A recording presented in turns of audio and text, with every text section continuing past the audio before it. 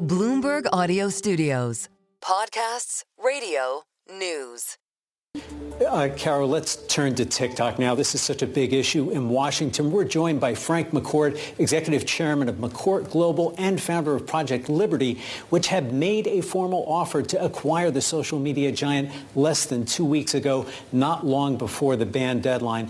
Frank, I wanted to start with the reprieve that President Donald Trump signed hours after taking office. How has that complicated efforts by you and other bidders, perhaps, to get ByteDance to come to the table to talk about a sale? Well, it really hasn't complicated anything from our perspective, Mike. We just continue to, chug along, and we're prepared here. We're hanging around the hoops, so to speak, waiting for ByteDance to make a decision. And if it takes a little bit more time, so be it. But, we feel we're in a really unique position to buy U.S. TikTok. We're the only ones that actually put a bid in and submitted to the Department of Justice before the original deadline, and we were ready to roll, and but for a signature from ByteDance. So we continue to be ready. We have more and more conversations. There's more and more excitement around this. We had a fabulous couple days in Davos where there was great excitement around the project. So, yeah, I remain optimistic, and I think we just have to give ByteDance time to sort this out. And but I believe they will. Buying U.S. TikTok without the Chinese technology is the way forward. What have you heard back from ByteDance in response to this offer? Have they been engaging much at all? And would President Donald Trump be in position to perhaps help you get them to really get the discussions going? Well, my hope is that President Trump can be, a deal maker here and help get this deal done by convincing ByteDance to actually sell U.S. TikTok and not shut it down. I mean, those are the two choices here.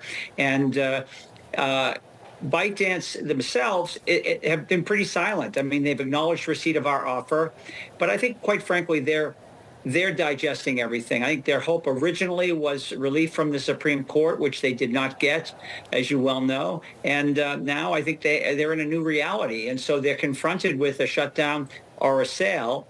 And we believe that a sale is the best way forward. It will keep the app lit up. And as I say, without the Chinese technology, why not sell?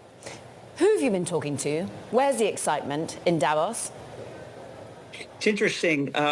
We had a little house called Future House that on the promenade, and the promenade was lined with different AI products being marketed and so forth. It was the theme really of Davos this year.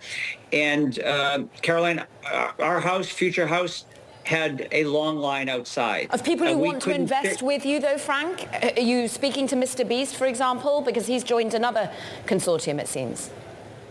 Well, Mr. Beast has joined all consortiums, so he's interested in keeping his options open.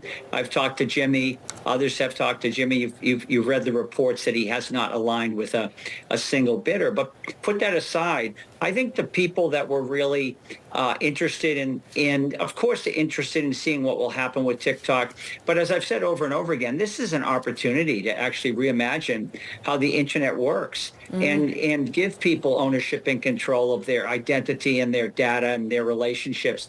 And that's very exciting to people, and including, by the way, TikTok influencers. And that is what sets you apart, the fact that you're building to a new tech stack, basically, and a decentralized one at that, Frank. What does it mean to potentially work with the US government? Would you want to have the US government also buying? In fact, talking of the US government, we're just going to have to listen in to President Trump. Just one moment, Frank, sit with us. We were just asking you if you'd work alongside Trump. He's thinking about potentially having the US, the government, own a piece of TikTok. Well, yeah, we absolutely want to work alongside President Trump, and I think he could be very, very helpful. I do think ultimately the U.S. TikTok is going to be in the hands of the private sector and totally disentangled from the Chinese technology. I think that's really clear in the legislation, and it was made doubly clear on pages 5 and 6 of the Supreme Court decision, that their Congress is looking for a complete disentanglement. And that's, Caroline, what puts us in a unique position, because we have the tech stack. We've been building it for the last 5 years to move the user base and the data onto. This is a story that will evolve. We thank you so much for your patience coming live from Rome. Frank McCourt, Executive Chairman of McCourt Global and founder of Project Liberty. We hope we will come back as the negotiations continue.